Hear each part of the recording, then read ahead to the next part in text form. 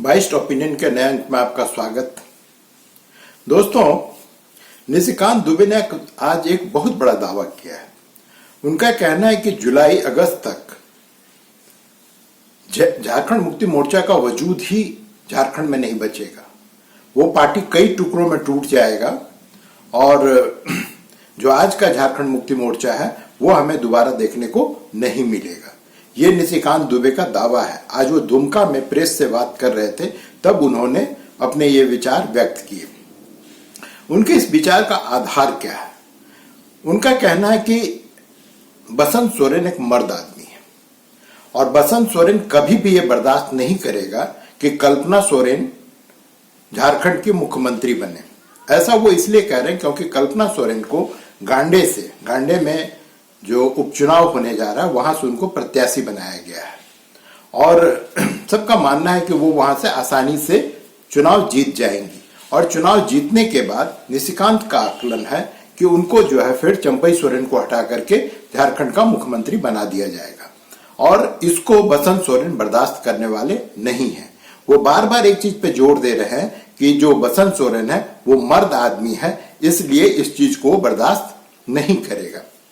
अब सुनिए निशिकांत क्या बोल रहे हैं। सोरेन जी के मुख्यमंत्री बनने के बाद सबसे पहला आदमी जो फिर से सोरेन परिवार से निकलने वाला है वो भाई बसंत सोरेन है। मैं बसंत सोरेन को जानता हूँ, वो बहुत ही मर्द आदमी है और कभी भी जो है वो आंदोलनकारी को छोड़कर अपने पिता की विरासत को अपने भाभी को नहीं सौंप सकते। मतलब चांसेस है कि बसंत भी निकलेंगे वहाँ से? 100% निकल रहे हैं। कहीं कलम कागज है तो लिख लीजिए, जून जुलाई में बसंत सोरेन झारखंड मुक्ति उनको मुख्यमंत्री बना देंगे क्योंकि 6 महीना ही बचेगा चुनाव। 6 महीने तक तो कोई बिना एमएलए बने भी जो है मुख्यमंत्री हो सकता है। मैं जीतने की कोई गारंटी नहीं दे रहा हूँ। मैं ये कह रहा हूँ कि जब उनको राजनीति में सीधा जो है चुनाव में घसीट देगी झारखंड मुक्ति मोर्चा, तो उनके मुख्यमंत्री बनने का तो रास्ता साफ ही हो जाएगा। तो ऐसे में आप झारखंड मुक्ति मोर्चा का क्या भविष्य देख रहे हैं? झारखंड मुक्ति मोर्चा नाम की पार्टी, मैंने आपको ध्यान हो कि मैंने कहा था कि 2024-25 होते झारखंड मुक्ति मोर्चा नाम की कोई पार्टी नहीं बचेगी। सैंबल वैम्बल सब जब्त हो जाएगा। उसी दिशा में जा रहा है। कोई झारखंड चंपई हो जाएगा, कोई जैसे होता था ना, एनी होरो की पार्टी होती थी, मुंडा जी की पार्टी होती थी, जयपाल सिंह मुंडा जी की पार्टी हुआ करती थी, झापा हुआ करती थी, एनो सिक्का बनाया करते थे। उसी तरह से आप मान कर चलिए ये झारखंड मुक्ति मोर्चा जो झारखंड मुक्ति मोर्चा सोरेन, झारखंड मुक्ति मोर्चा चंपई, झारखंड मुक्ति मोर्चा मथुरा, झारखंड मुक्ति मोर्चा लोबिन, कम से कम 5-6 भागों में ये पार्टी विभक्त हो। निशिकांत का ये बयान उस समय आया है जब सोरेन परिवार ऑलरेडी अपना एक सदस्य जो है वो खो चुकी इस मायने में है कि सीता सोरेन, जो दुर्गा सोरेन हेमंत सोरेन के बड़े भाई हैं और बसंत सोरेन की भी भाभी हैं सीता सोरेन, उन्होंने झारखंड मुक्ति मोर्चा और अपने विधायकी से त्यागपत्र दे करके पिछले दिन वो भाजपा में शामिल हो गई और भाजपा ने उनको दुमका से, जो आगामी लोकसभा चुनाव होने वाला है, उस चुनाव के लिए दुमका से उनको प्रत्याशी बना दिया और वो अब चुनाव लड़ रही हैं। हालांकि पहले ये अफवाह उड़ी थी कि उनके खिलाफ हेमंत सोरेन परिवार का ही कोई न कोई सदस्य, जो पहला अफवाह उड़ी थी कि सीता सोरेन के खिलाफ सोरेन परिवार का ही कोई सदस्य लोकसभा चुनाव में खड़ा होगा, लेकिन ऐसा हो नहीं पाया। वहां से नलिन सोरेन को टिकट दे दिया गया है झारखंड मुक्ति मोर्चा के द्वारा, तो ये संभावना तो खत्म हो गई। अब बचा कि गांडे उपचुनाव के बाद जब कल्पना सोरेन विधायक बन जाएंगी और उनका जो कद है वो दिन प्रतिदिन पार्टी में बढ़ता ही जा रहा है। हालांकि जब तक हेमंत सोरेन जो अभी जेल में हैं, जब तक वो बाहर थे, अर्थात जब तक वो मुख्यमंत्री के पद को सुशोभित कर रहे थे, उस समय तक कल्पना सोरेन का राजनीति से कोई लेना देना नहीं था। वो अपने सामाजिक कार्यों, शिक्षा वगैरह, बच्चों के बीच में प्रसार आदि में जुड़ी रहती थी, लेकिन उनका सार्वजनिक जीवन यहीं तक सीमित था। उन्होंने राजनीति में या झारखंड मुक्ति मोर्चा के किसी भी कार्यक्रम में कहीं भी भाग लेना कभी जरूरी नहीं समझा। जब उनके पति जेल चले गए उसके बाद ही उन्होंने राजनीतिक कार्यक्रमों में भाग लेना प्रारंभ किया और उनका कद किस हद तक बढ़ चुका है इसका अनुमान आप इसी से लगा सकते हैं कि अभी जो इंडिया अलायंस की दिल्ली के रामलीला मैदान में एक बड़ी रैली हुई थी, उस रैली में झारखंड मुक्ति मोर्चा को रिप्रेजेंट करने के लिए कल्पना सोरेन दिल्ली गई थी। वहां पे उनकी मुलाकात जो है जो केजरीवाल हैं, अरविंद केजरीवाल दिल्ली के मुख्यमंत्री हैं, उनकी पत्नी आदि से हुई। मैंने अब जो राष्ट्रीय फलक पे जो नेता हैं वो भी अब जो है कल्पना सोरेन से मिल रही हैं। इसके विपरीत बसंत सोरेन राजनीति में हमेशा से रहे हैं, एमएलए बनते रहे। ये अभी जो वर्तमान में जो चंपई सरकार है उसमें वो कैबिनेट मिनिस्टर भी हैं, लेकिन इनकी जो राजनीतिक सक्रियता है उसका एक दायरा है, वो एक हद तक सीमित है। वो मंत्री हैं, वो झारखंड में यहाँ वहां सभाओं में भाग भी लेते हैं, लेकिन कभी भी वो इस प्रकार से राष्ट्रीय फलक पे चमक करके आज तक आ नहीं पाए हैं। वो अभी भी हेमंत सोरेन परिवार के, ठीक है भाई आप मंत्री हैं, ठीक है भाई, लेकिन इसके आगे जो उनका रीच होता है वो अभी तक संभव नहीं हो पाया है। लेकिन निशिकांत ने जो बयान दिया है, निशिकांत दुबे के बयान पर उन्होंने अपनी प्रतिक्रिया में क्या कही, ये आप सुनिए। उनका धन्यवाद कहूंगा कि उन्होंने जो बयान दिया है उसमें कहा बसंत जी एक मर्द हैं, तो एटलीस्ट कम से कम उन्होंने अपने दल के लोगों को ये बताने का काम किया है कि झारखंड मुक्ति मोर्चा में मर्द ही होते हैं, तो मर्दों से टकराना तो ठीक नहीं है।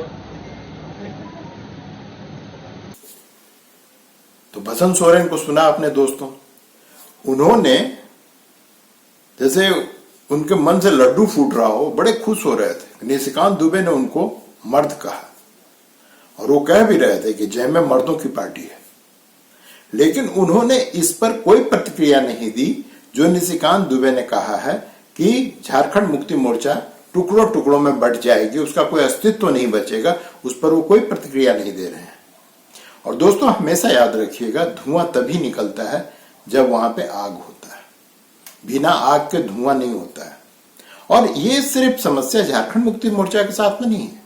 अभी पिछले 1-2 साल से आप देख ही रहे हैं किस तरह से महाराष्ट्र की 2 पार्टियां, परिवारवादी पार्टियां, एक शिवसेना, जब तक बाला साहब जिंदा थे किसी की औकात थी कि शिवसेना में उसके सुप्रीमो के खिलाफ मुंह खोल दे, लेकिन बाला साहब गए और उद्धव के साथ में क्या हुआ, ना आज उनके पास में पार्टी का सिंबल है, ना उनके पास में पार्टी है।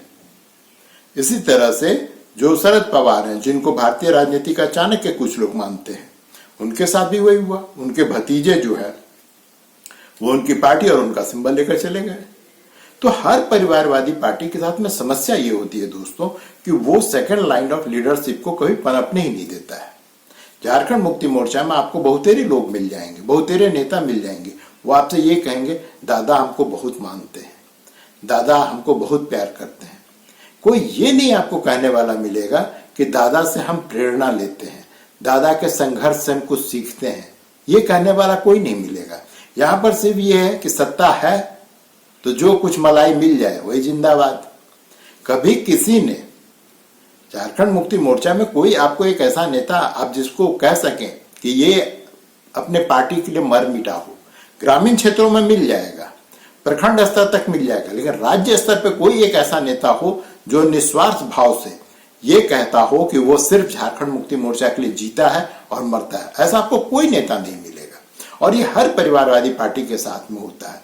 ये एक लिमिटेड कंपनी होती है, ये सिर्फ लिमिटेड कंपनी नहीं होती है, इनकी सोच लिमिटेड होती है, इनका दायरा लिमिटेड होता है। ये अपने परिवार के बाहर सोचने की कभी हिमाकत तक नहीं करते, कभी सोच ही नहीं सकते। चंपई सोरेन जो है वो संक्रमणकालीन व्यवस्था को, वो सुविधा के अनुसार जो है कुछ दिनों के लिए उनको बनाया गया, ये सबको पता है। ये चंपई सोरेन को भी पता है कि वो हमेशा के लिए झारखंड मुक्ति मोर्चा से मुख्यमंत्री के न तो उम्मीदवार भविष्य में कहीं बनेंगे, ये उनका फर्स्ट एंड लास्ट टाइम है। अब वो 1 महीना रहे, 2 महीना रहे, 4 जून को रिजल्ट आवेगी, तब सब कुछ स्पष्ट होगा। लेकिन दोस्तों इससे आगे एक और भी बात निशिकांत दुबे ने कहा है। उन्होंने जो सीता सोरेन बार बार उठा रही है कि दुर्गा सोरेन की मौत का मामला, उसको इन्होंने कुछ आगे और बड़ा स्पष्ट किया। पहले आप सुन लीजिए, फिर हम लोग उस पर बात करते हैं। 2009 से ही कर, मैं तो 2009 से, मैं आपको बताऊं कि किसी भी व्यक्ति की अस्वाभाविक मौत यदि होती है तो बिना पोस्टमार्टम के आप उसको कैसे जला देते? पोस्टमार्टम होना चाहिए था ना।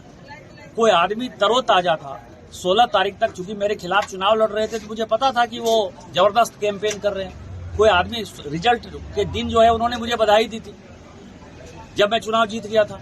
16 मई तक जो आदमी काफी अच्छा है, और मैंने उनके मित्र से पूछा जो उनके साथ रहते थे, वो एक शादी में जो है आने वाले थे बोकारो शादी में, सब उनका इंतजार कर रहे थे और वो शाम में नहीं आए थे। तो जो आदमी शादी अटेंड करने के लिए आ रहा हो, जो तरोताजा हो, जो स्वस्थ हो, वो किस परिस्थिति में मर गया? और उनके पीछे जो है लोगों का कहना है कि उनको सर में चोट थी।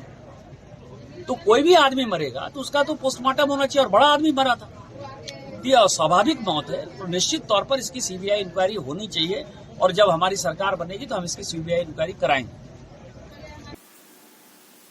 निशिकांत दुबे ने कहा कि इतने बड़े नेता की मौत होने के बाद उसका पोस्टमार्टम तक नहीं किया गया, जबकि वो बोकारो जनरल हॉस्पिटल में पड़ा हुआ था। बात तो सही है। जो उस समय का तत्कालीन एसपी का है, उसका बयान है कि उनके माथे पे चोट लगी हुई थी, फिर उनका पोस्टमार्टम क्यों नहीं हुआ?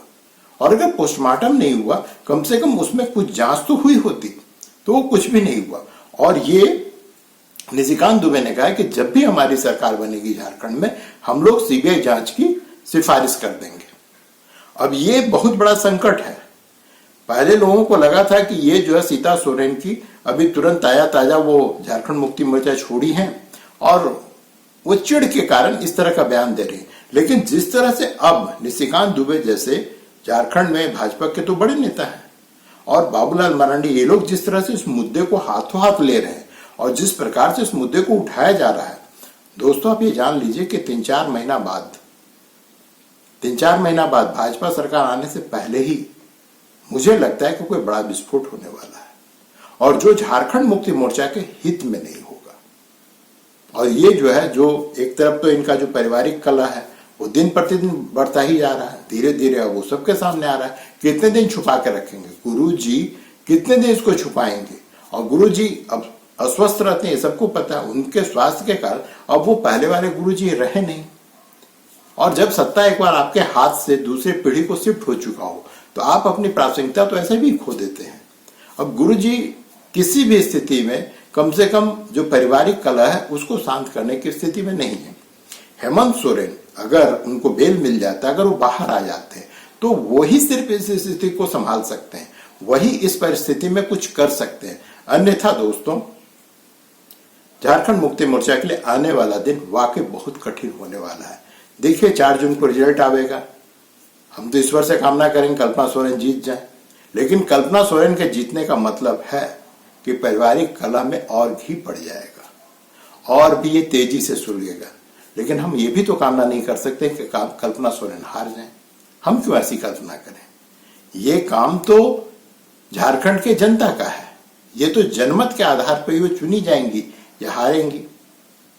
लेकिन कल्पना सोरेन जो है, सिर्फ 2-3 महीनों में उन्होंने राष्ट्रीय फलक पर, राष्ट्रीय राजनीति के फलक पर उन्होंने अपना जगह और अपना कद तो बढ़ा ही लिया है, इसमें कोई संदेह नहीं है। दोस्तों, वीडियो देखने के लिए धन्यवाद। अगले अंक में फिर मिलते हैं, तब तक के लिए आज्ञा दीजिए। नमस्कार।